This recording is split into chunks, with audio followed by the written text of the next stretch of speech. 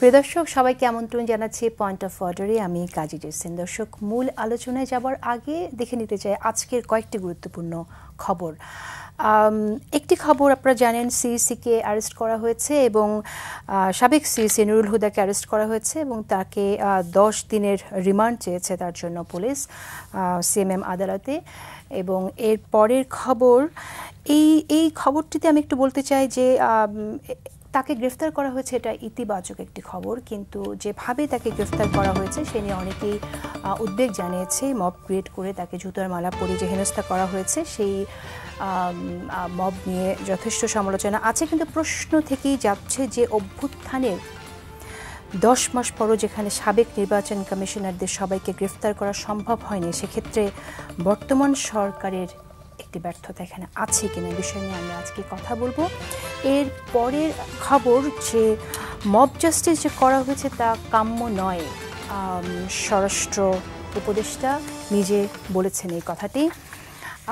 তিনি বলেছেন, আইন শৃঙ্খলা বাহিনীর উপস্থিতিতে যদি কেউ এই ঘটনার সঙ্গে জড়িত থাকে তাহলে তদন্ত করে তাদের বিরুদ্ধে আইনগত ব্যবস্থা নেওয়া হবে। সমস্যা হচ্ছে এটাই যে অন্তর্বর্তীকালীন সরকারের সময় এরকম মব জাস্টিসের ঘটনা এটাই প্রথম না। এর আগে আসামিকে কোর্টে নেওয়ার সময় তাকে আহত করা হয়, ডিম ছুঁড়ে মারা হয়, রাস্তায় নারীদের পোশাক নিয়ে হেনস্থা করা হলে সেখানেও মবের ঘটনা আমরা দেখেছি। সেদিক থেকে মব জাস্টিস কেন থামছে না, প্রশাসনের পক্ষে তা নিয়ন্ত্রণ কেন করা যাচ্ছে না, সেই প্রশ্নটিও সামনে চলে আসে। মব জাস্টিস মানুষের ক্ষোভের বহিঃপ্রকাশ, কিন্তু মানুষের ক্ষোভ যাদের কারণে মানুষ যখন দেখতে পায় 10টা মাস যাবার পরও তাদের গ্রেফতার করা হচ্ছে না, তখন মানুষের ক্ষোভটার বহিঃপ্রকাশ একরকম স্বাভাবিক হয়ে ওঠে। আমরা আজকে এই বিষয় নিয়ে কথা বলবো। এবং দর্শক, এর পরের খবরটি হচ্ছে সচিবালয়ে 2 ঘন্টা কর্মবিরতি পালন করেছেন কর্মচারীরা। আপনারা জানেন যে সরকারি চাকরির যে অধ্যাদেশ 2025 বাতিলের দাবিতে সোমবার বেলা 11টা থেকে 1টা পর্যন্ত তারা কর্মবিরতি পালন করে এবং এই আদেশ বাতিলের দাবিতে এর আগেও আন্দোলন চালিয়েছে সচিবালয়ের কর্মকর্তা কর্মচারীরা। দর্শক, আমরা জানি যে গত 15 বছর এই যে সচিবালয়ে যারা কাজ করেছিলেন তাদের বিরুদ্ধে অনেকের বিরুদ্ধে অভিযোগ আছে তারা কিভাবে ফ্যাসিস্টদের সহায়তা করেছে বিভিন্ন সময়ে দুর্নীতিতে, অনাচারে। সুতরাং প্রশ্ন থেকে যায় যে একইভাবে তাদের রক্ষার জন্য, সুরক্ষার জন্য যে আইন আছে সে আইনটি একইভাবে থাকা প্রয়োজন কিনা, নাকি আসলে এই পরিবর্তন প্রয়োজন। এছাড়াও আরেকটি খবর যেটা আমরা জানি যে আলোচনা চলছেই, জাতীয় ঐক্যমত্য কমিশন বসছে রাজনৈতিক দলগুলোর সাথে। সেখানে প্রধানমন্ত্রীর মেয়াদ নিয়ে ভিন্ন ভিন্ন অবস্থান আছে রাজনৈতিক দলগুলোর। বিএনপি সেখানে 2টি বারের পরে একবার গ্যাপ দিয়ে আরেকবার প্রধানমন্ত্রী ক্ষমতায় আসতে পারেন, এটি তাদের অবস্থান। আমরা এই বিষয়ে কথা বলবো। এবং এর পরের যে খবর সেটা হচ্ছে যে আমরা দেখে এসেছি প্রায় 40 দিন ধরে নগর ভবনে ইশরাক হোসেনকে মেয়র হিসেবে শপথ গ্রহণ করানোর জন্য যে আন্দোলন চলছিল, সেই আন্দোলনে একরকম একটি নতুন একটি মাত্রা যোগ হয়েছে, আন্দোলন স্থগিত হয়েছে সেটা বলতে পারছি না আমরা, কিন্তু আমরা দেখছি যে নগর ভবনের তালা খুলে দেওয়া হয়েছে, কিন্তু এই আন্দোলন চলবে। এর অর্থ এই যে কোনো মুহূর্তে এই আন্দোলন আবারও ব্যাপক আকার ধারণ করতে পারে। এই বিষয়টা কিভাবে সেটেল হবে, সরকার কেন এই বিষয়ে ভূমিকা নিচ্ছে না, সে বিষয়ে আমরা কথা বলবো আজ আমাদের সাথে। এবং দর্শক, আলোচনা যাওয়ার আগে একটি কথা বলে রাখি, অবশ্যই ইরান ইসরায়েলের বিষয়টি অত্যন্ত গুরুত্বপূর্ণ খবর। আপনি জানেন যে ইসরায়েলের দফায় দফায় ইরান হামলা করছে এবং পাল্টা হামলাও চলছে এখানে। ইতিমধ্যে কাতার যুক্তরাষ্ট্রের সামরিক ঘাঁটিতে হামলা হয়েছে, এটা আমরা জানি। তো আমাদের সাথে আজ আলোচনায় উপস্থিত আছেন বিএনপি সাংগঠনিক সম্পাদক শামা ওবায়েদ এবং আরও উপস্থিত আছেন জামায়াত ইসলামী ঢাকা মহানগর দক্ষিণের সেক্রেটারি ডক্টর শফিকুল ইসলাম মাসুদ। আমি প্রথম শফিকুল ইসলাম মাসুদ আপনাকে দিয়ে শুরু করি। মব নিয়ে যে কথাটি হচ্ছে, আসলে যেভাবে গ্রেফতার করা হলো বা মব ক্রিয়েট করা হয়েছে, আমি যে প্রশ্নটি রাখতে চাই যে 10 মাস পরে তাকে গ্রেফতার করা হলো কেন, বা তাদের যে গ্রেফতার করা হচ্ছে না, রাজনীতিবিদ হিসেবে আপনাদের মধ্যে এই প্রশ্নটা এসেছিল কিনা? ধন্যবাদ আপনাকে এবং আমার সম্মানিত সহ আলোচক যারা শুনছেন এবং পরবর্তীতেও যারা শুনবেন, আমার সম্মানিত শ্রোতা দর্শকদের শুভেচ্ছা এবং সালাম জানাচ্ছি। আসসালামু আলাইকুম রহমতুল্লাহ। প্রথমে একটা কথা একটু পরিষ্কার করে নেওয়া ভালো, যে মবের কথা, এখন সংস্কৃতির কথা, এই অন্তর্বর্তীকালীন সরকার এবং এখনকার সময়ের ফেসিবাদ বিরোধী আন্দোলনের যারা স্টেক হোল্ডার, তাদেরকে সম্পৃক্ত করে একটা দোষারোপের চিত্র আমাদের সামনে আমরা দেখতে পাই। একটু পিছনের দিকে বোধহয় তাকাতে হবে, খুব জরুরি মনে করছি, কারণ আমি নিজেই এটার শিকার হয়েছি অন্তত বহুবার। আমাদের অসংখ্য ভাইকে পুলিশ গ্রেপ্তার করা ছাড়াই ছাত্রলীগ, যুবলীগ, স্বেচ্ছাসেবক লীগ, শ্রমিক লীগ মিছিলের আগে পরে আমাদের ভাইদেরকে রাস্তা থেকে ধরে পিটিয়ে, মাথা ফাটিয়ে, হাত ভেঙে দিয়ে পুলিশের হাতে তুলে দিত। কোনো কোনো ক্ষেত্রে তাদেরকে অফিসে নিয়ে 2 দিন, 3 দিন, 4 দিন পর্যন্ত রেখে দিত। আমরা এই শব্দটার সাথে এখন হঠাৎ পরিচিত হচ্ছি কি কারণে? আমরা কেন 17 বছরের কথা ভুলে যাচ্ছি? আমাদের অসংখ্য ভাইদেরকে, আমাকে নিজেকেও ছাত্রলীগ মোকাবেলা করতে হয়েছে, স্বেচ্ছাসেবক লীগ মোকাবেলা করতে হয়েছে। মিছিলের আগে প্রশাসন মোকাবেলা করার সাথে সাথে আমাদেরকে ছাত্রলীগ, স্বেচ্ছাসেবক লীগ, শ্রমিক লীগ মোকাবেলা করার জন্য আমাদেরকে ইনফরমেশন সেল রাখতে হতো, তাদেরকে ফেস করার জন্য আমাদের প্রস্তুতি রাখতে হতো। আমাকে 2-3 বার এমন হয়েছে, নিয়ে গেছে, দেখার পরে একটু সম্মান দেখিয়েছে আর কি, সম্মান মানে সৌজন্যতা দেখিয়েছে, ও মাসুদ ভাই সরি বুঝতে পারিনি, মানে এটা হচ্ছে এক ধরনের ওই যে বলে না যে জুতা মেরে গরু দান করার মতো আর কি। মানে পরিস্থিতি তৈরি করে আমার 5 জন ভাইকে আমার সামনে হয়তো পিটিয়ে মাথা ফাটিয়ে দিয়েছে, আমার সামনে আমার এক ভাইকে হাত ভেঙে দিয়েছে, আমার সামনে আমার এক ভাইকে পা ভেঙে দিয়েছে। হয়েছে আমাদের নেতৃবৃন্দ কোর্টে যখন গিয়েছে, তারা তো রাজাকার, আলবদর এই সমস্ত স্লোগান দিয়ে তাদেরকে ফাঁসি দেওয়া হয়েছে। সেই সমস্ত লোকদের তো তাদেরকে অপমান, লাঞ্ছনার হেন কান নাই। এবং আমরা তো আজকে, আপনি মব জাস্টিসের কথা বলেন, আমাদের তো জানাজা পড়তে দেওয়া হয়নি, আমাদের তো জানাজা পড়তে দেওয়া হয়নি। ঠিক আছে, কিন্তু সেই কথাগুলো আলোচনা আসছে না কেন? আমরা এটা বলছি প্রতিশোধের কথার জন্য না, রিপিটেশন তো চাই না। না না, আমি বলছি কথাটা, বলছি যে সংস্কৃতিটা হঠাৎ চালু হয়েছে, ব্যাপারটা এই জায়গায় আমার কোশ্চেন। আমি বলছি আগেরটাও গ্রহণযোগ্য নয়, এখনকারটাও গ্রহণযোগ্য নয়, কিন্তু কোশ্চেনটা হচ্ছে, আমি যেটা বলতে চাচ্ছি আর কি, যে এটা তো এই সময়, এটা তো সৃষ্টি করেছে আওয়ামী লীগ, এটার উদ্যোক্তা আওয়ামী লীগ, এটা এই সংস্কৃতির ধারক বাহক হচ্ছে আওয়ামী লীগ। সুতরাং তাদেরকে তো এই মানে ধারাবাহিকতা তো তাদেরকে সহ্য করতে হবে। এটা হঠাৎ করে এই অন্তর্বর্তীকালীন সরকার চাইলে বন্ধ করতে পারবে, আমার কাছে তা মনে হয় না। কারণ আরেকটা জিনিস আপনি দেখেন, যেই পরিবারগুলোকে আপনি জানাজায় অংশগ্রহণ করতে দেন, জানাজায় অংশগ্রহণ করেছে, সেখান থেকে আপনি গ্রেপ্তার করে নিয়ে গেছেন, সেখান থেকে আপনি শুধু মীর কাসেম আলী শহীদ, তার ছেলেকে আপনি গুম করে রাখলেন, সে জানলো না তার বাবার ফাঁসি হয়েছে, বাবা জেনে গেল না তার ছেলে জীবিত আছে কিনা। What's happening? নির্মম কি হয়েছিল?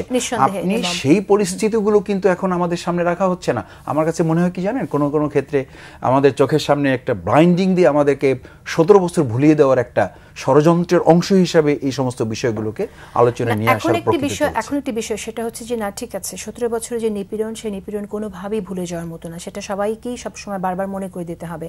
আপনি মব কালচারের কথা বলছেন, যদি সেই ফ্যাসিস্টের কেউ যদি এসে মব কালচারের দোষ দেয়, তাদের মুখে এটা মানাবে না। কিন্তু আমরা তো এটা নতুন বাংলাদেশ বিনির্মাণের কথা বলছি, আমরা এই বাংলাদেশে কেন মব কালচার আমরা দেখব? আমি বলছি দুটো বিষয় যেটা আপনি বলেছেন যে কেন পারছে না দুটো কারণে। একটা হচ্ছে, এটা তো এই প্রশাসনের মানে একটা তাদের দায় দায়িত্বের ব্যাপারও আছে, একটা সীমাবদ্ধতা আছে। তাদের সীমাবদ্ধতাটা কি? একটা ভঙ্গুর জায়গা থেকে তারা শুরু করেছেন, যেই থানা, পুলিশ সবকিছু শেষ করে দিয়ে গেছে আওয়ামী লীগ। কি ঠিক রেখেছে তারা? তাদের একদম মানে একজন কনস্টেবল পর্যন্ত আওয়ামী লীগ, ছাত্রলীগ না করলে, স্বেচ্ছাসেবক না করলে, আওয়ামী লীগের প্রত্যয়নপত্র না পাইলে তাদেরকে নিয়োগ দেওয়া হতো না। সেই জায়গাটা আপনি 10 much is not enough.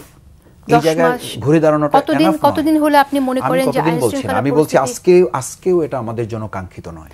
CSE Nurul Huda, কিন্তু আমি যদি বলি এরকম ভাবে যে আসলে 10 মাস না, 10 বছর এনাফ হবে না যদি রাইট স্টেপটা না নেওয়া হয়। আপনি কি মনে করেন যে রাইট স্টেপস নেওয়া হচ্ছে? আমি আরেকটা কথা আপনাকে বলি, এই দেখেন যে সিএসি নুরুল হুদা সাহেব, ওনারা তো এরকম রাষ্ট্র তৈরিতে ওনারা কারিগর ছিলেন। ওনার তো উচিত ছিল এই 2024-এর 5ই আগস্টের পর স্বেচ্ছায় গিয়ে প্রশাসনের কাছে আত্মসমর্পণ করা, সম্মান থাকলে, মিনিমাম সৌজন্যতা থাকলে, যে আমি যে অন্যায় করেছি আমার প্রায়শ্চিত্তের জন্য আমি আপনার কাছে আসছি, সারেন্ডার করছি, আমাকে অ্যারেস্ট করেন। তাহলে তো উনি এই কালচার থেকে উনি বেঁচে যেতেন। যেই জনগণের সামনে পড়েছে উনি, এই জনগণ তো 17 বছর ভোট দিতে পারে না শুধু ওনাদের কারণে। আমি তো মানে শেখ হাসিনা আমাদের কাছে যতটা ভয়ঙ্কর ছিল তার চেয়ে ওনার আশেপাশের দোসরগুলো তার চেয়ে বেশি ভয়ঙ্কর ছিল। এরা এগ্রেসিভ হয়ে কথা বলতেন, এরা জনগণকে তোয়াক্কা করতেন না, এরা এই জনসাধারণের ভোট কেড়ে নিতে সামান্য দ্বিধা করতেন না। সেই জনগণের সামনে যখন পড়বে তারা তাকে সালাম দিবে, এটাও যেমন আশা করা যথার্থ নয়। আবার তারা তাকে জুতা মেরেছে, আমি বলছি তারা তাকে জুতা মেরেছে, এটাও জামাত ইসলামী কিন্তু আমিরের জামাত ডাক্তার শফিকুর রহমান একদম শুরুতেই কথা বলেছে, এটা নিয়ে সমালোচনা হয়েছে। আমরা বলেছি আইন কারো হাতে তুলে নেওয়া যাবে না। আমাদের 10 জন থেকে শহীদ করা হয়েছে, আমরা কোনো এক জায়গায় আইন হাতে তুলে আমরা ছাত্রলীগের গায়ে একটা হাত দিয়েছি, আমরা কিছু করি না। আপনার কাছে যে দায়টা আসলে তাহলে কার, এই সুযোগটা কিভাবে সৃষ্টি হলো? এখন এই যে আওয়ামী ফ্যাসিজমের যারা দোষর তারা যেটা সিম্প্যাথি পাচ্ছে, এটা তো সিচুয়েশন না, এটা সিম্প্যাথি পাওয়ার জন্য, অনেকে তাদের দোষের চেয়ে বড় করে সিম্প্যাথি পাওয়ার জন্য আওয়ামী দোষরদেরই কেউ একটা জায়গা থেকে এটা কাজ করছেন, সেটা আমাদের চিহ্নিত করতে হবে।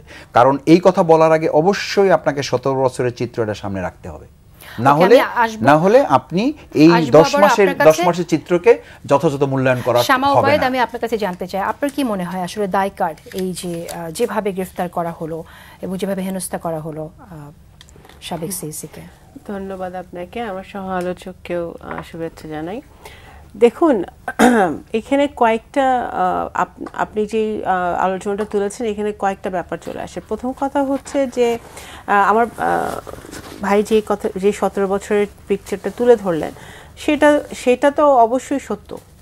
এবং ছাত্রলীগ, যুবলীগ, লীগ বাহিনী যে পুলিশের সাথে, র্যাব, বিজিবি, পুলিশদের সাথে মিলে বিরোধী দল বা বিএনপির উপর আক্রমণ করে নাই তা তো না। বহুবার বিএনপির অফিসের ভিতরে বোমা রেখে এসে, নিজেরা ব্যাকেট ধরে বোমা রেখে এসে আমাদের মহাসচিব বাইরে দাঁড়ানো, এসে বলছে যে আমরা বোমা রেখেছি। ওখানে খুন করা হয়েছে, ওখানে মারা হয়েছে, গুলি করা হয়েছে, গুম করা হয়েছে, সেগুলো তো আছেই। এই মানে তথাকথিত নির্বাচন যেগুলো আমরা দেখেছি হুদা কমিশনের অধীনে, সেগুলোও আমরা দেখলাম।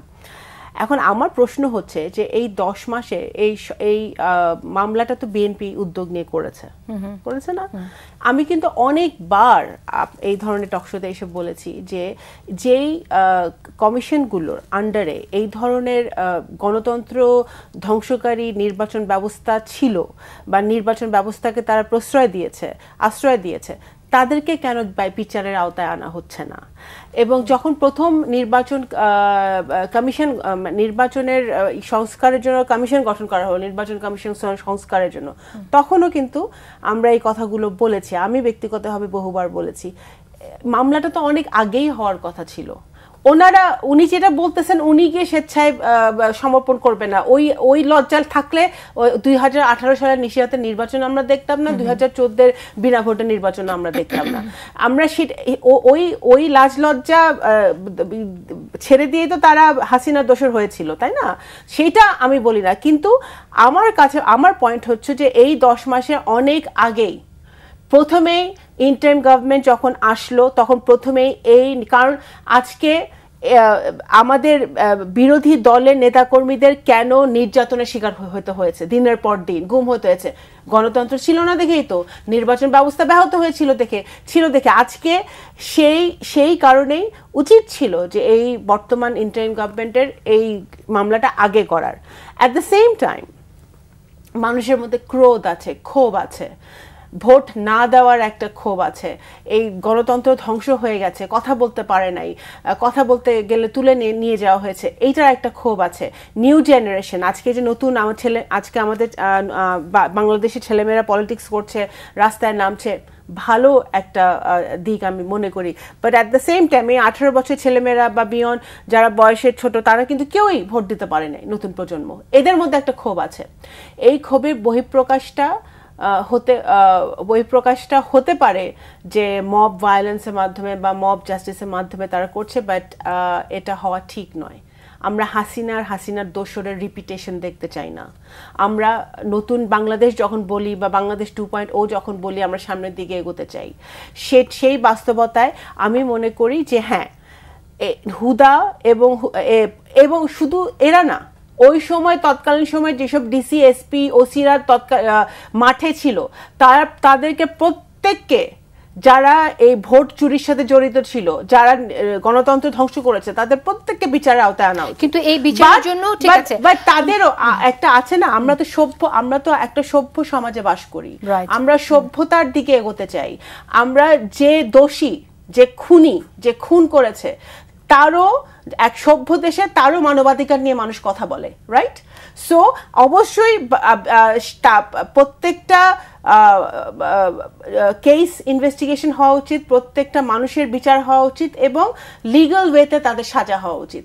মব জাস্টিস আমরা কখনোই এগ্রি করি না, but at the same time আমি মনে করি এটা এত বছরের একটা ক্ষোভের বহিঃপ্রকাশ হতে পারে, যেটা আমাদের যেখান থেকে আমাদের বের হয়ে আসতে হবে। বিকজ আমরা এমন একটা বাংলাদেশ চাই, মানবিক বাংলাদেশ চাই, যেখানে যারা অন্যায় করবে, যারা দোষ করবে, যারা খুন করবে, যারা গুম করবে, যারা দুর্নীতি করবে, যারা অর্থ পাচার করবে, তাদের সিস্টেমই তাদের বিচার করবে। এবং এই বিচারের জন্য আমি পরে আসবো আপনার কাছে। আপনি বলছেন বিচারের কথা, আপনি বলেছেন, কিন্তু যতটা আমরা নির্বাচনের জন্য দাবি শুনেছি বিএনপির কাছ থেকে, দ্রুত নির্বাচনের জন্য, আমরা কিন্তু বিচারের জন্য ততটা সমভাবে কিন্তু দাবি আমরা শুনছি কথা, কিন্তু সমানভাবে শুনিনি। কেন শুনিনি সে বিষয়টা আমি আপনার কাছে আসবো, এই ব্যাপারে কথা বলবো। কিন্তু এই যে মব, এই মবটাকে নিয়ে আমরা একটু বুঝতে চাই। আসলে মব, আমরা যেটা শামা ওবায়েদ বললেন যে মানুষের মধ্যে ক্ষোভ ছিল, বিচার হয়নি বলে ক্ষোভ ছিল, ক্ষোভের বহিঃপ্রকাশ হয়ে গেছে। তো এখানে আসলে আমরা জানি যে সাধারণ মানুষের মধ্যে যখন অধিকারের জায়গা থেকে তারা লড়াই করবে, তখন ন্যায্যতার জন্য লড়াই করবে, সেটাকে আপনি প্রতিবাদী বলবেন। কিন্তু আমরা দেখছি যে হরে ধরে মব বলা হচ্ছে সব কিছুকে। যেমন ধরেন ইশরাককে মেয়র হিসেবে শপথ পাওয়ানোর জন্য যখন আন্দোলন হচ্ছে, অনেকেই বলছে সেটা মব। এই আন্দোলনকে আপনি মব বলবেন? বা এর আগে জাহাঙ্গীরনগর ইউনিভার্সিটির প্রতিবাদ, সেখানেও আমরা শুনেছি যেটা মব। সব কিছু তো মব না, সুতরাং it should be defined what is mob and what is not, right? আপনি একটু বলবেন আমাকে, আপনার মন্তব্য আমি শুনতে চাই। শফিকুল ইসলাম মাসুদ, কারণ আপনাদের কাছ থেকেও অনেক সময় শুনি যে মবের ব্যাপারে আপনারা অনেক সময় যে হরে ধরে কথাটা বলে ফেললাম, যে এরকম একটা মন্তব্য শুনি আমরা। ওকে, দেখেন আমি দু তিনটে বিষয় বলি। একটা হচ্ছে যে জনগণের মধ্যে ক্ষোভের জায়গাটা কমিয়ে আনতে পারছি না কেন? এই 24-এর জুলাই আগস্টের পরে শেখ হাসিনা পালিয়ে গেল, পালিয়ে গিয়ে আমরা ধরেই নিয়েছিলাম, দেশের জনগণ ধরে নিয়েছিল যে এই মানুষটা অন্তত অনুতপ্ত হবে আর কি। সে এখনও কল রেকর্ডের মাধ্যমে, অডিওর মাধ্যমে, ভিডিও কলের মাধ্যমে নানানভাবে সে এই দেশকে এখনও মানে বলা যায় যে একটা সাইকোলজিক্যাল টর্চারের মধ্যে রেখেছে। সে পালিয়ে গিয়ে তার নেতাকর্মীদেরকে, পালিয়ে থাকা নেতাকর্মী সে নির্দেশ দিচ্ছে, আমি সুযোগ পাবো, আল্লাহ আমাকে বাঁচিয়ে রাখছেন পানিশমেন্ট দেওয়ার জন্য, এই দেশের যারা আমাকে এটা করছে, আমার বাবাকে এটা করছে, আমি তাদের দেখে নেব। এই সমস্ত কথা বলার পরে তো এই জিনিসগুলো তৈরি হচ্ছে। স্বরাষ্ট্রমন্ত্রী বিনা ভোটের আসাদুজ্জামান কামাল তো স্বরাষ্ট্রমন্ত্রী ছিল না, একে মানুষ লাঠিয়াল বলতো। তো এই লোকটাও বলতেছে যে আমরা, এখনও বলতেছে যে আমরা জামাতকে দেখে নেব, আমরা এই যারা ছাত্র সমাজের নামে জামাত এবং শিবিরের এজেন্ডা বাস্তবায়ন করেছে তাদেরকে আমরা ছাড়বো না। মানে এই কথাগুলো বলার কারণে তো খুব স্বাভাবিক না যে আমি একজন রাজনৈতিক কর্মী হিসাবে আমাকে ধরেন একটা শৃঙ্খলার মধ্যে রাখা হচ্ছে, একটা ডিসিপ্লিনের মধ্যে রাখা হচ্ছে। কিন্তু সাধারণ মানুষ কি, সবাই আমাদের দেশের 18 কোটি মানুষ কি রাজনীতি করে? তাদের কি কন্ট্রোলিং পাওয়ারটা কোন একটা জায়গা থেকে সুইচ চিপলে সে বসে যাবে, সুইচ চাপলে সে দাঁড়িয়ে যাবে? ব্যাপারটা তো এরকম না। তাদের তো কন্ট্রোলিংটা আমার আপনার হাতে না। কন্ট্রোলিংটা ওরকম আমার আপনার হাতে থাকলে জনগণ, আপনি 18 কোটি মানুষকে আপনি পরিচালনা করবেন, আমি পরিচালনা করব, বিএনপি পরিচালনা করবে, সবাইকে আপনার কথা শুনতে বাধ্য না? কিছু আপনার যারা সমর্থক, আপনার যারা ভোটার, তারা তো আপনার কথা শুনবেন। সেটার জন্য প্রশাসন দলীয় শৃঙ্খলায় দলকে আমরা কমিউনিকেট করতে পারি। আমরা তো এটাকে উৎসাহিত করছি না। উৎসাহিত করলে 2024-এর 5ই আগস্টের পরে তো একজন ছাত্রলীগ, যুবলীগ, স্বেচ্ছাসেবক লীগ, তাদের দোষর কেউ কোথাও থাকতে পারত না।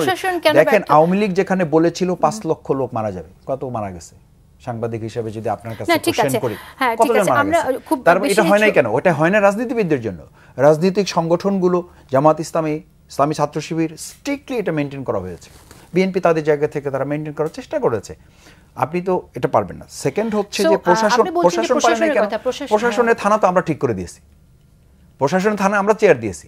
2024-এর আগস্টের পর এই শেখ হাসিনা থানাগুলোকে, পুলিশ বাহিনীকে, র্যাব বাহিনীকে এমনভাবে তারা দলীয়করণ করেছে যে এদের তো নৈতিক কোনো শক্তি ছিল না। যখন দেখেছে শেখ হাসিনা নাই, তখন তারাও নাই।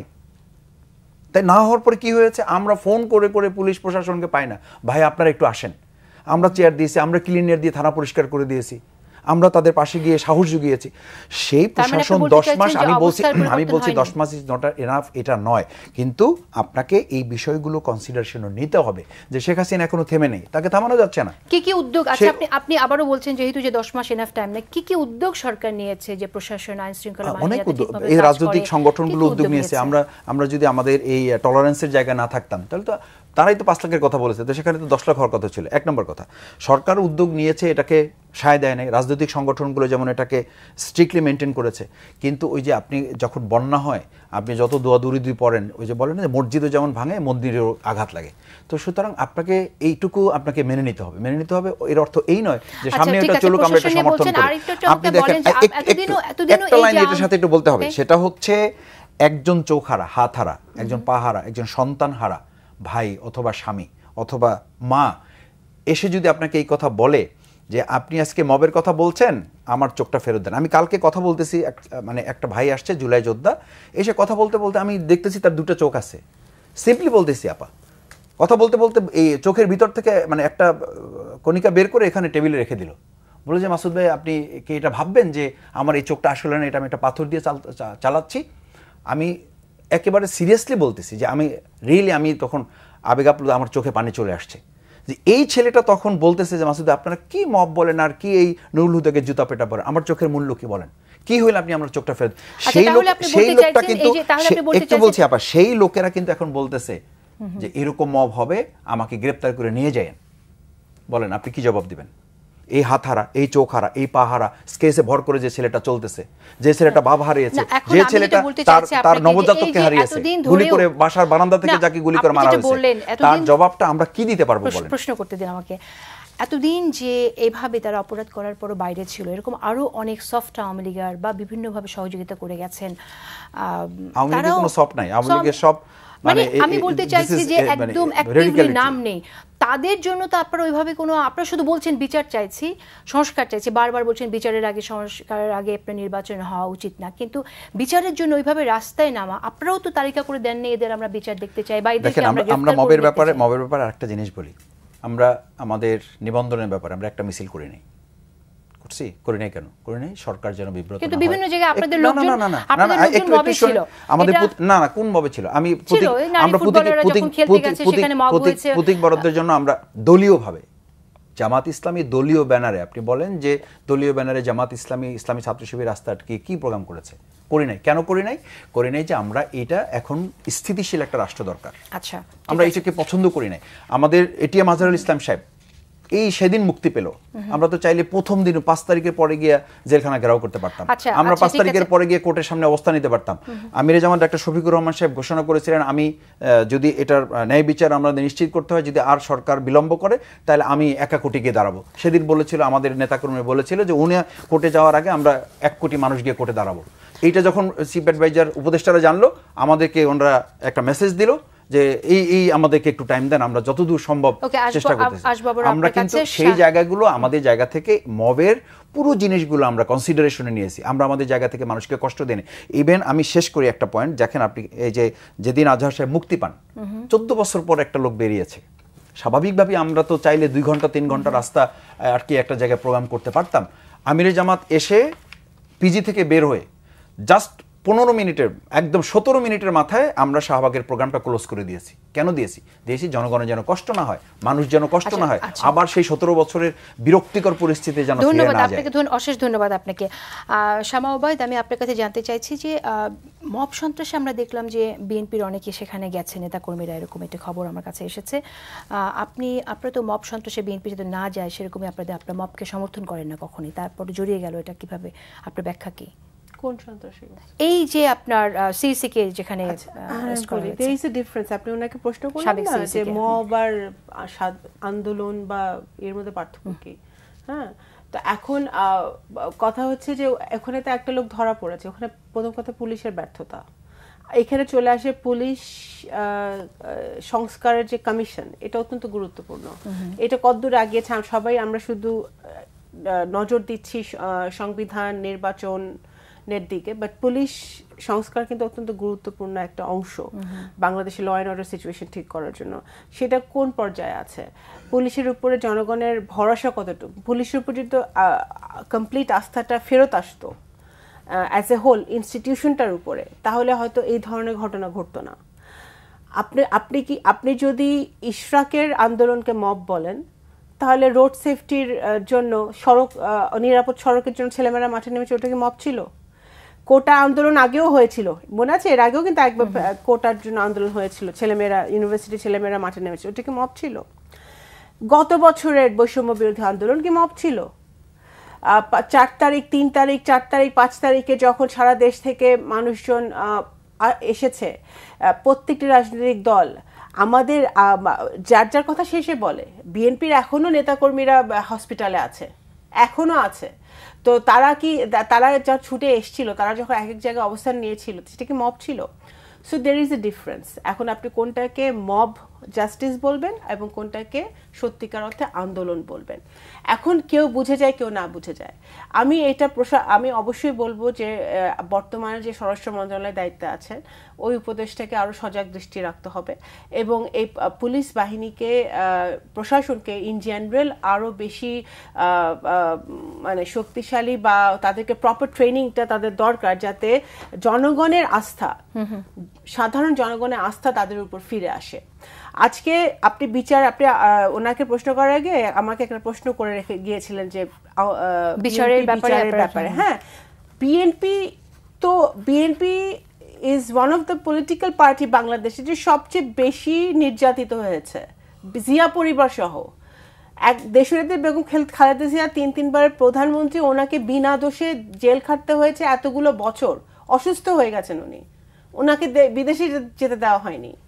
জনাব তারেক রহমান বিনা দোষে ওনাকে বিদেশে থাকতে হচ্ছে। সেজন্য তো আপনারা বিচারটা বেশি চাইবেন, বিচার তো আমরা চাচ্ছি, কিন্তু আমরা এটাই বলছি যে বিচার, আপনি দেখেন, আপনি কি 2 মাসে সবগুলো নেতার বিচার করতে পারবেন? যে আওয়ামী লীগের যেসব নেতারা ক্রাইম করেছে, একটা ব্রেকে যেতে হচ্ছে, বিচার তো একটা সময়ের ব্যাপার। আমরা শেখ হাসিনার বিচার চাই, আমরা যারা গুলির অর্ডার দিচ্ছে তারা বিচার চাই, যারা উপর থেকে বাচ্চাদেরকে গুলি করে মারছে তাদের বিচার চাই, যারা 17 বছরে আমাদের নেতা কর্মীদেরকে গুম করেছে তাদের বিচার চাই। বাট বিচার প্রক্রিয়া যাতে স্বচ্ছ থাকে, সেজন্য জুডিশিয়ারিকে শক্তিশালী করতে হবে। কিন্তু সেজন্য নির্বাচন ব্যবস্থা বন্ধ হয়ে থাকতে পারে না। খুব ছোট্ট একটা বিরতি নিচ্ছি। প্রিয় দর্শক, আপনারা দেখছেন পয়েন্ট অফ অর্ডার। ধন্যবাদ সবাইকে আমাদের সাথে থাকার জন্য। আমরা পরের টপিকে একটু কথা বলতে চাই যে প্রধানমন্ত্রীর মেয়াদ নিয়ে যে আলোচনা চলছে।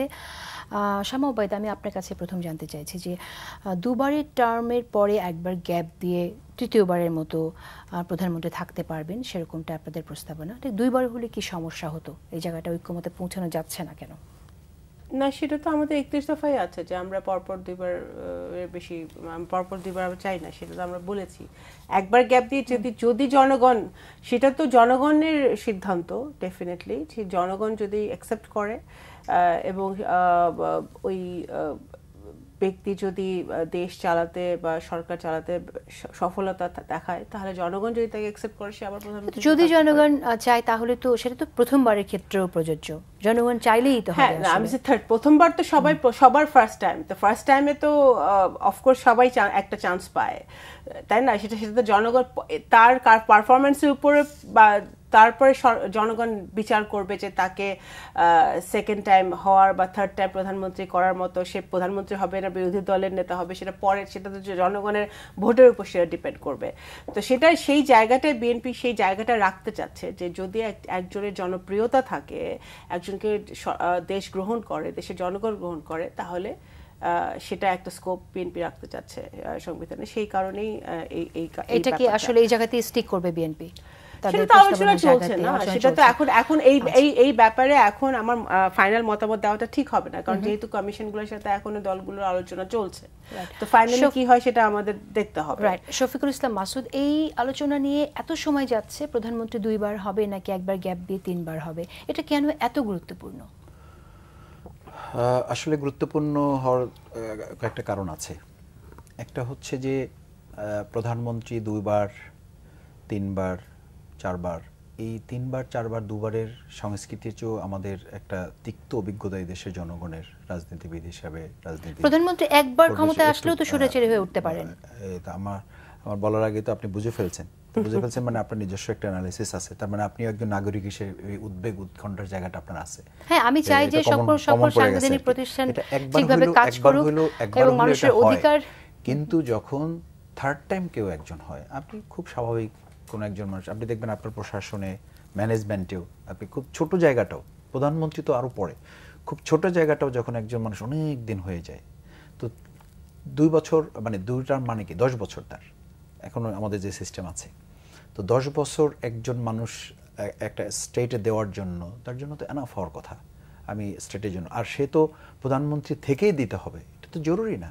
আপনি পৃথিবীর বিভিন্ন রাষ্ট্রে দেখবেন, উন্নত রাষ্ট্রগুলোতে বিশেষ করে, যারা এখন পৃথিবীকে লিড করে বা উন্নত দেশ হিসাবে, আধুনিক দেশ হিসাবে যারা নিজেদেরকে মানে স্টিয়ারিংয়ে আছে বলে মনে করে, এবং আমরাও যেটা ভাবি, সেই জায়গায় দেখবেন যে একজন প্রধানমন্ত্রী ছিলেন, সে প্রধানমন্ত্রী নেই কিন্তু সে দেশের জন্য কাজ করতেছেন, সে নিজস্ব একটা অঙ্গন থেকে কাজ করতেছেন, প্রাইভেট সেক্টর থেকে কাজ করতেছেন। একদমই তাই। আমার কাছে খুব মনে হয় যে ঠিক 2বার এবং 3বারের আলাপটা আমার কাছে খুব বেশি লাগছে। দুই হচ্ছে যে আপনার দেশের মানুষের অ্যাকোমোডেশনটা যখন আপনি এভাবে করবেন, তখন মানুষের মধ্যে একটা ফ্লেক্সিবিলিটি আসে, মানুষের মধ্যে একটা উদার মনোভাব তৈরি হয়, এবং মানুষের মধ্যে এক ধরনের মানে সংযোজনের নীতিমালাটা তৈরি হয়, সংকুচিত হয় না, এটা সংযোজন হয়। সেই জায়গাটা জামাত ইসলামী খুব স্পষ্টভাবে বলেছে, এবং জামাতের সাথে আমি যতটুকু দেখেছি মিডিয়াতে, এবং আমাদের দলের যিনি প্রতিনিধিত্ব করছেন ডক্টর সৈয়দ আব্দুল মোহাম্মদ তাহের, উনি খুব পরিষ্কার করে এটা বলেছেন যে অধিকাংশ দল এটার সাথে একমত পোষণ করেছে। এখন বিএনপি একটা দল হিসাবে তারা তাদের মত দিয়েছে। এই জায়গাটা যদি কনসেনসাস না করা যায়, তাহলে এরকম আরও 1-2টা বিষয়কে সামনে রেখে আমরা আজকে শেষ পর্যন্ত আমরা এটা বলতে বাধ্য হয়েছি জামাতের পক্ষ থেকে, যে যদি কোনোভাবে এটার সুরাহা না হয়, তাহলে প্রয়োজনে গণভোটে চলে যেতে হবে, কারণ এটা অত্যন্ত ইম্পর্টেন্ট একটা ইস্যু। ইম্পর্টেন্ট ইস্যু যে বললেন না, কেন ইম্পর্টেন্ট এই কারণে যে এটার উপরে স্টেটের মানে গতিশীলতা ডিপেন্ড। আমি এখানে একটু প্রশ্ন করতে চাই আপনাকে, আমি একটু হ্যাঁ বলেন।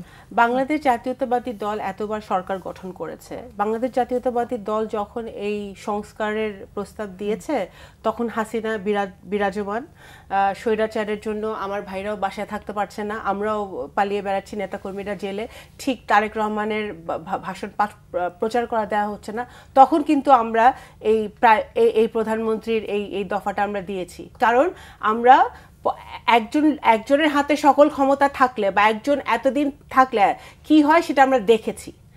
সো এটা তো আমরা এটা একটা প্রপোজাল, এবং প্রপোজালটা দেওয়ার সময়ও কিন্তু বিএনপি বলেছে যে ইটস ওপেন টু ডিসকাশন। আমরা 31 দফাটা কিন্তু এটা যদি আরো বেটার কোনো সাজেশন আসে, আমরা বিএনপি কিন্তু ওপেন টু দ্যাট, এটা কিন্তু আমরা বলেইছি এবং এখনো বলছি। তো আমরা কিন্তু বিএনপি একবারও কিন্তু ক্যামোফ্লজ করে লুকিয়ে থেকে, আমরা কিন্তু শেখ হাসিনার সময় ফ্যাসিবাদী আন্দোলনে ছাত্রদল, যুবদল, স্বেচ্ছাসেবক দল, মূল দল, সব দলই কিন্তু, মহিলা দল, সবাই কিন্তু আমরা ওপেনলি মাঠে নেমেছি, ওপেনলি জেলে গিয়েছি, ওপেনলি মার খেয়েছি। এক দল থেকে এক দল সেজে আরেক দলে গিয়ে আমরা এই কাজ করি নাই। আমরা কিন্তু ওই সময়টা আমরা দেখে আসছি বলেই আমরা যেই দলটি এতবার সরকার গঠন করেছে, ভবিষ্যতে সরকার গঠন করার সম্ভাবনা আছে যদি সুষ্ঠু ভোট হয়, তাহলে সেই দলটিতে প্রস্তাবনা দিয়েছে। আপনি বললেন না যে 2বার আর 3বারের কেন, এটা বিকজ, কারণ এটা ইম্পর্টেন্ট। আমি মনে করি একজন নাগরিক হিসেবে এই ডিসকাশনটা ইম্পর্টেন্ট, কারণ অনেকেই ভাবতে পারে যে একজন ব্যক্তি বা একটি দল যদি আওয়ামী লীগের মতো 4বার 5বার থাকে, তাহলে সে একটা স্বৈরাচারী আবার মনোভাব হয়ে উঠতে পারে। কিন্তু আমরা যদি এট দ্য সেম টাইম নির্বাচন ব্যবস্থাটাকে ঠিক করতে পারি, একটি ইন্ডিপেন্ডেন্ট নির্বাচন কমিশন আমরা পাই, তাহলে আমরা কিন্তু সেই সমস্যা থেকে বেরিয়ে আসতে পারবো। ঠিক আছে, আমরা আসলে এই আলাপটা খুব দীর্ঘায়িত করতে চাই না, কিন্তু এটার জন্য গণভোট দিতে হবে। এটার জন্য শুধু না, আমরা বলছি যে আরো 2-3টা গুরুত্বপূর্ণ বিষয় আছে যেগুলোতে আমরা ধরেন অনেক দিন ধরে কিন্তু আলোচনা চলছে। ঐক্যমত কমিশনও আশা করছে রাজনৈতিক দলগুলো এ ব্যাপারে একমত পোষণ করবে। তো সেই আহ্বানটা যদি শেষ পর্যন্ত কার্যকর না হয়, তাহলে what is the solution? July সনদের প্রশ্ন আছে, তারপরে এনসিসির প্রশ্ন আছে, এই সমস্ত বিষয়গুলো যদি আমরা একটা সলিউশনে পৌঁছতে কোনোভাবে না না পারি, তাহলে তো জনগণের কাছে আমাদের ফেরত যেতে হবে। কারণ সম্পদটা বা এই বিষয়টা তো শুধু রাজনৈতিক দলের কয়েকজন নেতার ব্যাপার না, এটা তো জনগণের স্বার্থ সংরক্ষণের ব্যাপার। এখানে একটি কথা আমি বলতে চাই যে অনেকে একটি কথা বলেন, জনগণের কাছে আপনারা নির্বাচনের মাধ্যমে যাবেন না, নির্বাচনের মাধ্যমে যাওয়ার নির্বাচন নিয়ে যাবেন। দেখেন, নির্বাচনটা এই বছর আমি বারবার বলছি, এই বছরের নির্বাচনটা কিন্তু 2001 সালের নির্বাচন না, এই বছরের নির্বাচনটা কিন্তু 96 নির্বাচন না, নির্বাচনটা গণঅভ্যুত্থানে পালিয়ে যাওয়া একটা সরকারের নতুন প্রেক্ষাপটে একটা নির্বাচন। সুতরাং নির্বাচনের কথা যখন আসলাম, নির্বাচনের ব্যাপারে আপনাদের অবস্থাটা বুঝতে চাই। আমরা নির্বাচনের ব্যাপারে আমরা শুনি ফেব্রুয়ারিতে হলেও সমস্যা নেই, জানুয়ারিতে হলেও সমস্যা নেই, ডিসেম্বরে হলেও সমস্যা নেই, আপনাদের আগস্টে হলেও সমস্যা নেই। মানে আসল অবস্থানটা কি, মানে কখন নির্বাচন হলে আপনাদের জন্য আসলেই আমরা আগস্ট পর্যন্ত বলিনি, আমরা প্রথম থেকে বলে আসছি যে নির্বাচন অন্তর্বর্তীকালীন সরকার একেবারে বলা যাবে যে শুরুর দিকেই তারা কিন্তু ডিসেম্বর টু জানুয়ারি একটা ডেডলাইন কিন্তু তারা দিয়েছে। জামাতের পক্ষ থেকে খুব পরিষ্কার করে বলা হয়েছে যে এইটার ব্যাপারে আমরা আস্থা রাখতে চাই যে তারা ডিসেম্বর থেকে জুনের মধ্যে ইলেকশন তারা দিবেন। এখন বিএনপির পক্ষ থেকে এটা বলা হয়েছে যে না, আমরা একটা স্পেসিফিক ডেট চাই এবং সেটা ডিসেম্বরে চাই। তো আমরা বলেছি যে এটা ফেব্রুয়ারিতে হতে পারে, আমরা কিন্তু ডিসেম্বর টু জুনের মধ্যে এই জায়গাটাই কমপ্লিট করছি। অনেকে বলে যে আপনারা মুখে বলছেন যে আমাদের ফেব্রুয়ারিতে হলেও সমস্যা নেই, জানুয়ারিতে হলেও সমস্যা নেই, কিন্তু আসলে দ্রুত নির্বাচন হলে আপনাদের সমস্যা আছে। কারণ আপনারা মনে করেন, এবং আমি একটু আসলে বিএনপি মহাসচিবকেও এখানে কোট করতে চাই, তিনি এই কথাটি বলেছেন যে গুরুত্ব হারানোর ভয়ে একটি দল নির্বাচন পেছাতে চায়। এখন আপনারা গণভোটের কথা বলছেন। আমি একটু উল্টাই বলি তাহলে, বরং জনগণের অধিকার মানে অধিকার খর্ব করার জন্য আমরা কেউ কেউ নির্বাচনের জন্য তাড়াহুড়া করছি, বিচারকে খর্ব করার জন্য আমরা তাড়াহুড়া করছি, আমরা মানে সংস্কারকে পিছনে ফেলানোর জন্য আমরা কেউ কেউ তাড়াহুড়া করছি। জনগণ তো সেটা বলছে। আমি তো বিএনপি মহাসচিবের এই কথা শ্রদ্ধা রেখে বলছি যে জনগণের কাছে আমি আবার চ্যালেঞ্জ করে বলছি, এখন এই অফিস থেকে বের হই, চলেন 10 জনকে আমরা রেকি করে 10 জনকে জিজ্ঞেস করেন ইলেকশন, বিচার, সংস্কার, 10 জনের 8 জন যদি আপনাকে বিচার এবং সংস্কারের কথা না বলে, তাহলে জামাত ইসলামী আজকে ইলেকশন বলে আজকে ইলেকশনে চলে যাবে। সংস্কার হচ্ছে না। আপনি 3টা আমি বহুবার বলেছি টকশোতে, 3টা এমন গুরুত্বপূর্ণ সংস্কারের কথা বলেন যেই সংস্কারের প্রতি মানুষ আস্থা রেখে, বরং আমাদের তো উল্টাটা হচ্ছে। আগেও থানা ঘেরাওর কথা শুনছি, আগেও ওসিকে হুমকি দেওয়ার কথা শুনছি, টিওনোকে হুমকি দেওয়ার কথা শুনছি, এখনো তো শুনছি। আমার কথা না শুনলে এলাকায় থাকতে পারবেন না, আমার কথা না শুনলে আমার আসামিকে ছেড়ে না দিলে এখানে আপনি ওসিগিরি করতে পারবেন না। তো এই প্রেক্ষাপটে আপনি একটা সুষ্ঠু, অবাধ, নিরপেক্ষ, আমার ভোট আমি দেব, যাকে খুশি তাকে দেব, এই প্রেক্ষাপট তৈরি হয়েছে বলে আমাকে কেন মনে করতে হবে? আপনি মনে করছেন না যে আসলে সাধারণ মানুষকে কেন মনে করতে হবে? এবং আমি আপনাকে এটাও কোট করি যে সিইসির মতো দায়িত্বের জায়গা থেকে যখন উনি এই উদ্বেগের কথা বলেন যে সরকার সহযোগিতা না করলে, প্রশাসন সহযোগিতা না করলে সিইসির পক্ষে অবাধ, সুষ্ঠু, নিরপেক্ষ অংশগ্রহণ সম্ভব নয়। আপনি তো বলছেন যে প্রশাসনে ঠিক করা যায় নাই, এই 10 মাসে প্রশাসন ঠিক করা যায় না, সময় নিতে হবে। আমরা তো এই নির্বাচনটা যে কোনো সরকার স্বাভাবিক পরিবর্তনের পরে নির্বাচন না তো এটা, যে আপনি 3 মাসের কথা বলবেন, 6 মাসের কথা বলবেন, এটা তো পুরো বিধ্বংস একটা রাষ্ট্রের মাঝে এসে আমরা এখন নির্বাচনের কথা বলছি। এইজন্য কি আপনারা আসলে জাতীয় ঐকমত্য কমিশনের যে মিটিংটা ছিল সেই মিটিংটা আসলে বয়কট করেছিলেন ফেব্রুয়ারিতে, যেহেতু ডিসিশনটা হয়েছিল? আমরা মিটিং বয়কট করেছি স্পেসিফিক একটা কারণে, সে কারণটা বারবার বলছি, কিন্তু একটা কেন যেন ঘুরিয়ে আমাদেরকে আরেকটা জায়গায় নিয়ে যাওয়া। আমরা ডেটের প্রশ্নে ঘুরিয়ে নিচ্ছি না, আপনার কথা থেকে মনে হচ্ছে কেউ বলে আমরা কিন্তু ডেটের প্রশ্নে ঐকমত্য কমিশন বয়কট করিনি। আমরা বলেছি যে ডেটের মতো একটা স্পর্শকাতর ব্যাপারে কোন সরকার এবং একটা দলের সাথে সিদ্ধান্ত নেওয়াটা, এবং সেটা দেশের বাইরে বসে, এটা আমাদের রাজনীতির সংস্কৃতিতে ব্যত্যয় ঘটেছে। আমরা বলতে পারেন জাস্ট একটা মিস কল দিয়েছি, এবং আমরা কিন্তু এটা বলেছি যে সরকারকে এটা ধারণ করতে হবে। জনগণের একটা বিভ্রান্ত তৈরি হয়েছে যে এরকম পরিস্থিতি যদি তৈরি হয়, কোন একটা দলকে যদি আমি এমফাসাইজ করি। আগে যে বিভ্রান্তিগুলো হলো সেটা আপনাদের কেমন লেগেছিল? যে আপনারা প্রত্যেকটা বিভ্রান্তি কি আমরা প্রধান উপদেষ্টা পদত্যাগ করার কথা বলছিলেন এবং বিএনপির সাথে যে একটা দূরত্ব হয়েছিল, সেই জায়গাগুলোতে আপনি কতটুকু? প্রত্যেকটা জায়গায়তে স্পর্শকতা আমরা বলেছি এই জায়গাগুলোতে অ্যাড্রেস করতে হবে এমনভাবে যেন সকল স্টেক হোল্ডারগুলো দেখেন। জুলাই অভ্যুত্থানের প্রত্যেকটা আন্দোলনে আমিও তো একজন কর্মী, আমরাও তো একটা দল, ছোট হই, আমরা একটা দল, তো আপনি অনেক বড় দল। আমি শুধু নির্বাচন প্রসঙ্গে যদি থাকি, সেই জায়গাটা বলছি যে এখানে একটা ব্যত্যয় ঘটেছে। এই ব্যত্যয়টা আমরা জনগণকে স্মরণ করানো আমাদের দায়িত্ব ছিল। আমরা এই দায়িত্বটুকু পালন আমি করেছি। একটু আপনাকে এই জায়গাটাই বলি, শামা ওবায়দ, আমি আপনার কাছে আসছি, ঠিক এই জায়গায় আসছি, তার আগে একটা ছোট একটা প্রশ্ন আমি জাস্ট আপনার কাছে রেখে যেতে চাই। সেটা হলো যে আপনারা প্রধান উপদেষ্টাকে এই জায়গাটা দায়ী করেছেন যে তিনি একটি দলের সাথে বসে এরকম তার টিম এই বিবৃতি দিতে পারেন না, কিন্তু উনি তো ফেব্রুয়ারি যে নির্বাচনের কথা বলেছে, আপনারা তো ফেব্রুয়ারির কথা এর আগেই বলেছে যে ফেব্রুয়ারি নির্বাচন শুরুতে বলে নিয়েছি যে ডেটটা আমাদের তো কোশ্চেন না, আপনাদেরকে ইগনোর করেন নাই। না ইগনোর কোশ্চেন না, আমাকে আগে ইগনোর করার কথা জামাত তো বলে নাই। জামাত বলেছে জনগণের প্রপার্টি এটা, আচ্ছা জনগণ ভোট দেবে, জনগণ জানতে চাইবে। সেই জায়গায় আমি বলছি একটি লাইনটা না বললে হবে না যে এটা যদি জামাতের সাথে বসেও করতো, আমি জামাতের একজন কর্মী হিসেবে আমি এটার বিরোধিতা করতাম না। বিশ্বে এরকম উদাহরণ আছে, দূরত্ব যখন অনেক বেড়ে যায় তখন এটা অন্তর্বর্তীকালীন। আমি আপনাকে শুনতে চাই যে বিচার এবং সংস্কার নিয়ে এখনো, আমি তো আসলে মানে শফিকুল ইসলাম মাসুদের কথা শুনে মনে হচ্ছে তিনি আসলে ফেব্রুয়ারিতে নির্বাচন হওয়ার মতো পরিস্থিতি যে নেই সেটাই বলতে চাইছেন। আমি আপনার মন্তব্য শুনতে চাই। ওনারা সাংঘর্ষিক কথাবার্তা বলছেন, ওনারা কথাবার্তা কি বলছেন আমি বুঝতে পারছি না। প্রথমে তো ওনারা বলেছিলেন যে ফেব্রুয়ারি মাসে হতে পারে, রোজার আগে হতে পারে, রোজার পরে আমাদের দেশের বাস্তবতায় কঠিন নির্বাচন হওয়া। তো ডক্টর ইউনূস তো বলেছেন যে উনি 17 বছরের পর উনি একটি দেখার মতো নির্বাচন দেবেন, বলেছেন না? উনি কি ফেব্রুয়ারি মাসের কথা বলেছেন, যেটা ওনারাও বলেছেন? তো উনি কি কোনো ডেটের কথা বলেছেন? ডেটের কথা এখন পর্যন্ত আমি অ্যাটলিস্ট জানি না, আপনারা জানেন নাকি আমি বলতে পারবো না। আমি জানি না যে সরকার বা নির্বাচন কমিশন থেকে কোনো ডেট ঘোষণা করা হয়েছে। ফেব্রুয়ারি মাসের কথা ডক্টর ইউনূসও বলেছেন, ওনারাও বলছেন, তো মিল তো ওনাদের মধ্যে ঠিকই আছে। তো ওনারা সাংঘর্ষিক কথা কেন বলে? আর সবচেয়ে বড় কথা হচ্ছে যে যেই দলটি বাংলাদেশে এতবার সরকার চালিয়েছে, যে দলটি এত নির্যাতনের মধ্যে ছিল, যে দলটি এই বাংলাদেশে গণতন্ত্র পুনরুদ্ধারে স্বৈরাচার বিরোধী আন্দোলনে বিভিন্ন সময় এই দলের অপরিসীম অবদান, যেই দলের প্রতিষ্ঠাতা এদেশে স্বাধীনতার ঘোষণা দিয়েছেন, যেই দলের চেয়ারপারসন দেশনেত্রী বেগম খালেদা জিয়া স্বৈরাচারী বিরোধী আন্দোলন করে গণতন্ত্রকে একটা চরম পর্যায়ে নিয়ে গেছেন, সেই দলের নেতার সাথে, সেই দলের যিনি এখন দলটা চালাচ্ছেন, যিনি দেশের জন্য কাজ করছেন, তার সাথে বসবেন না, যেটা যেখানেই হোক, সেটা বাংলাদেশে হোক, লন্ডনে হোক, অন্য যেখানে সেটা বসবেন, সেটাই তো স্বাভাবিক। কেন জামায়াতে ইসলামের প্রধানের সাথে বসেন নাই? বসাটাকে কিন্তু সুন্দর বলেছি, যৌথ বিবৃতিটাকে আমরা ব্যত্যয় বলেছি। জামায়াতে ইসলামের প্রধানের সাথে বসেছেন না? সব দলের প্রধানের সাথে যদি বসে থাকেন, এর আগে তো জামায়াতে ইসলামের আমির ম্যাডামের সাথে দেখা করে আসছেন লন্ডনে, আসলে না? সেখানে কি আলোচনা হয়েছে ওনারা জানে? ঘরের ভিতরে হয়েছে তো।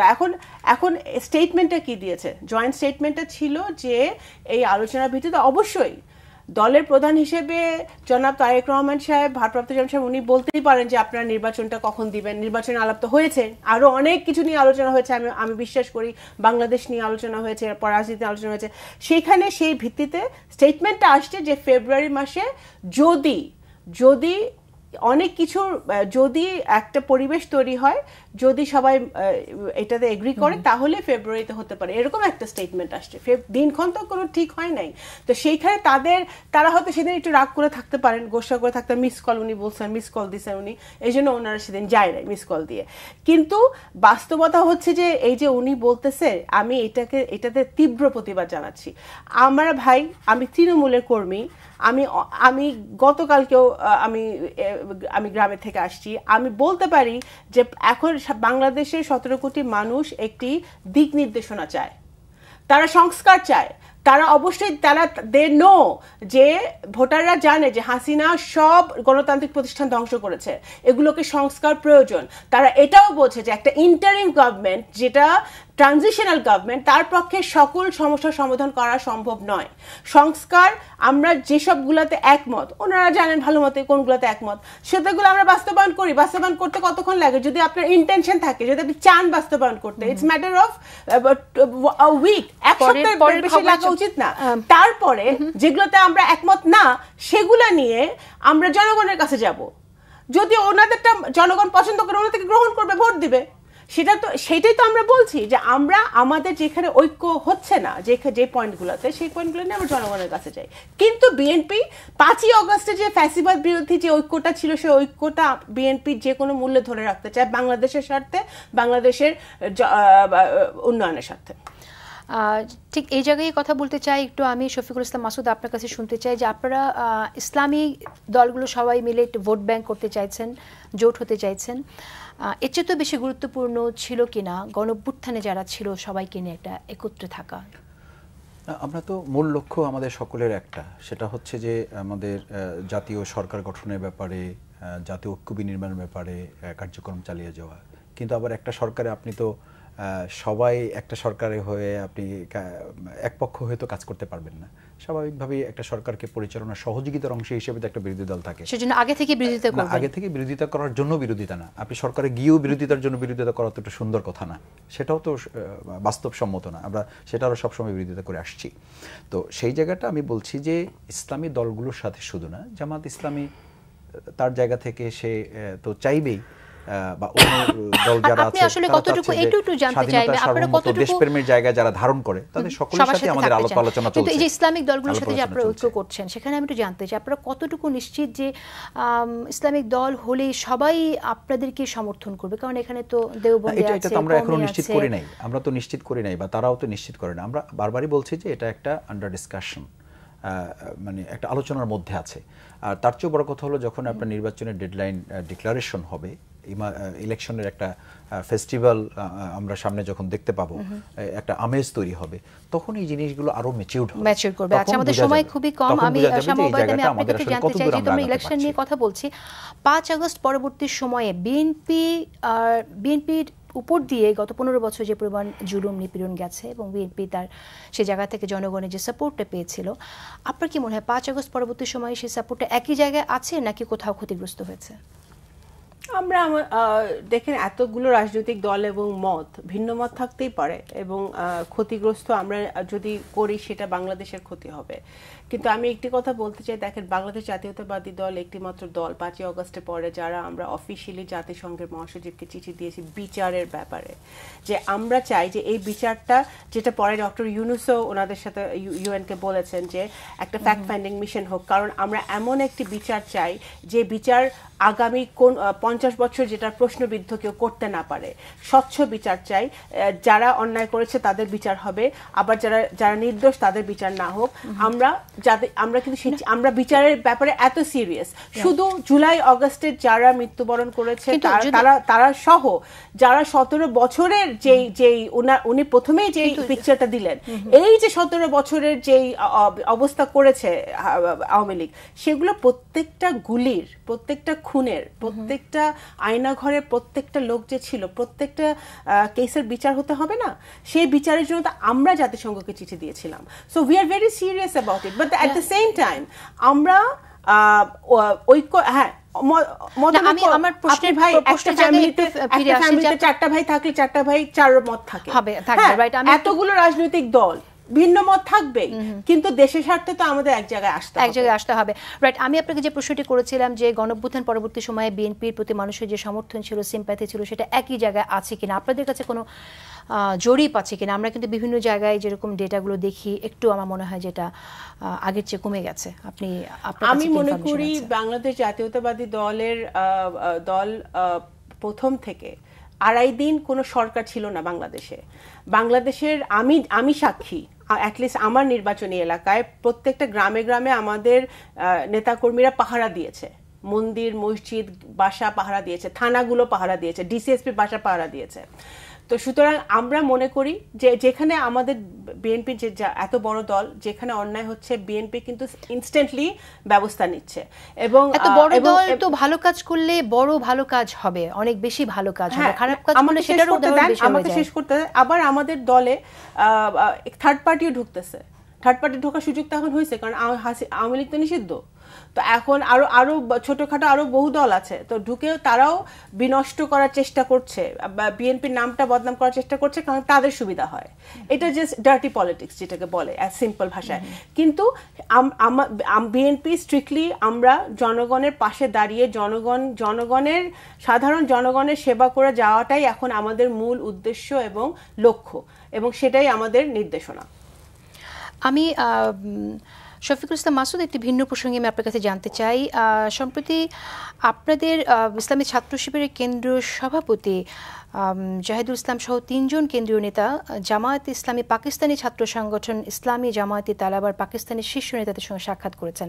আমি কি একটু প্রশ্ন করতে পারি যে এই বৈঠক কেন, এবং এই প্রসঙ্গে ছাত্র দলের নেতা বলেছেন এটা বিশ্বাসঘাতকতা। এই বৈঠক সম্পর্কে একটু জানতে চাই আপনার কাছে। আপনারা ভারতপন্থা ঘৃণ্য বলছেন, কি তাহলে পাকিস্তান পন্থা ঘৃণ্য নয় কেন? না, আমরা এটা একটা ছাত্র সংগঠনের সাথে একটা বৈঠকের মধ্য দিয়ে একটা পন্থা নির্ধারিত হয় না। ইটস অ্যাবসলিউট একটা ফর্মালিটিসটা কেন? ফর্মালিটিস এই জন্য যে আমাদের পাকিস্তানের সাথে তো পাকিস্তানের সাধারণ মানুষের আমাদের সাধারণ মানুষের যুদ্ধ হয় না, যুদ্ধ তো হয়েছে পাকিস্তান সেনাবাহিনীর সাথে। পাকিস্তানের সেনারা আমাদের উপরে জুলুম করেছে। পাকিস্তানের মানুষের সাথে যদি স্টেট টু স্টেট আমাদের প্রবলেম হবে অন্তর্বর্তী সরকার, বিগত বিএনপি সরকার, এখন বিএনপি সরকার কি পাকিস্তানের সাথে কোনো সম্পর্ক রক্ষা করছে না? করবে না। কিন্তু সেই দল একটু বলি, আমরা কি ডিপ্লোম্যাটিক জায়গায় তাদের সাথে কথা বলছি না? সম্পর্ক রাখবো না তাদের সাথে? আমাদের সমস্যাটা তো পার্সন টু পার্সন হয় নাই, আমাদের সমস্যাটা তো পাবলিক টু পাবলিক হয় নাই, সমস্যাটা ছিল তাদের সেনাবাহিনীর সাথে, সরকারের সাথে। সুতরাং সেই জায়গায় এটাকে যেভাবে দেখা হয়েছে এটা বরং নির্বুদ্ধিতা বলবো আমি, এটা তাদের বোঝার বা ভুল বলবো আমি, তারা এটা বুঝতে পারছেন না। সুতরাং অথবা এটা হইতে পারে এরকম যে ওই যে ছাত্র শিবির বা জামাতের উপরে চালিয়ে দেওয়ার একটা ব্যাপার, যেমন ওইরকম মানে চালিয়ে দেওয়া জামাতের উপরে বা চালিয়ে দেওয়া শিবিরের উপরে। আমি আপনার কাছে এই বিষয়ে মন্তব্য শুনতে চাই, আপনি কিভাবে দেখছেন? কি ওনারা কার সাথে বৈঠক করবে ওনাদের ব্যাপার, এটা আমার কোনো মন্তব্য নাই, আমার কোনো মন্তব্য নাই। কিন্তু আমার কথা হচ্ছে যে এখানে আমাদের, আমি খুব ইন জেনারেল একটা কথা বলি, আমি দলের বাইরে এসে আমাদের পন্থী মার্কা রাজনীতি ছাড়তে হবে। আমরা বাংলাদেশপন্থী, বাংলাদেশ জাতীয়তাবাদী দল বাংলাদেশপন্থী, বাংলাদেশের জনগণপন্থী। এখন ওনারা কার সাথে দেখা করছেন কি সেটা তো আমি আসলে এই খবরটা আপনিই বললেন, আমি আসলে আগে জানতাম না। It's too early two comment ওনারা কেন বৈঠক করছেন, বৈঠক তো অনেকের সাথে অনেকেই করে, তো সেটা it's too early two comment.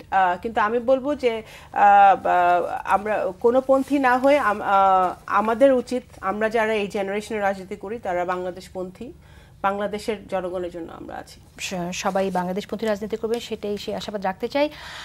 ভুল মেসেজ যেন না আসে, এবং আমরা এই প্রশ্নগুলো এসে যায় কারণ এর আগেও আমরা দেখেছি যে মুক্তিযুদ্ধ সম্পর্কে কিছু বয়ান এসেছিল জামাতের ছাত্র সংগঠন থেকে, কিছু লেখালেখি আপনাদের পাবলিকেশনে ছিল যেটা নিয়ে অনেক সমালোচনা হয়েছে, যে কারণে এই প্রসঙ্গগুলো চলে আসে এবং সন্দেহের উদ্বেগ হয় আসলে। তো আমরা এই বিষয়ে আজকে খুব বেশি কথা বলতে চাইছি না, আমাদের সময়ও খুব কম। খুব সংক্ষেপে আপনাদের দুজন একটু মন্তব্য শুনতে চাই যে নগর ভবনে তালা খুলে দেওয়া হয়েছে, আন্দোলন চলবে তবে খুলে দেওয়া হয়েছে।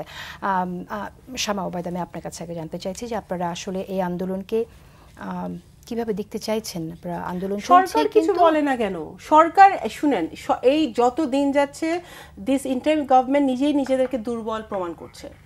এখন একটা কোর্টের একটা হাইয়েস্ট জায়গা থেকে একটা রায় আসছে, সেই রায়টা কেন অনার করা হচ্ছে না? আমি এই প্রশ্নটাই রাখতে চাই, মানে অ্যাজ এ সিটিজেন।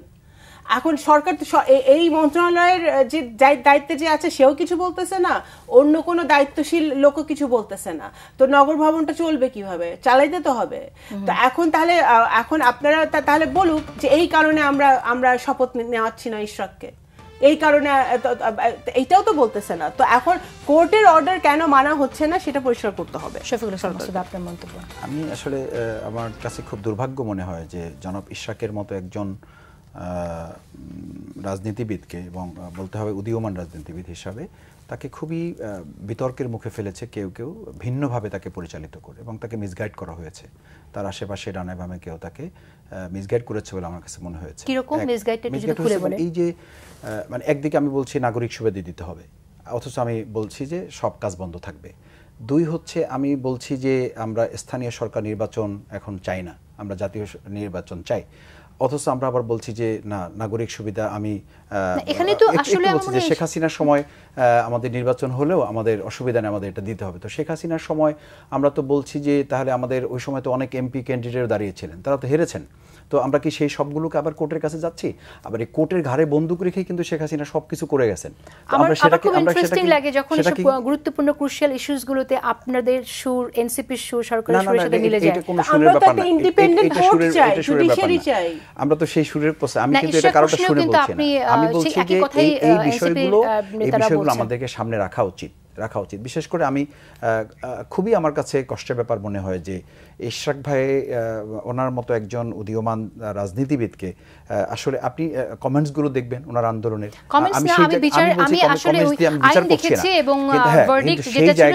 সেই জায়গায় দুইটা কোশ্চেন কিন্তু খুব মানে ইম্পর্টেন্ট হয়ে গেছে।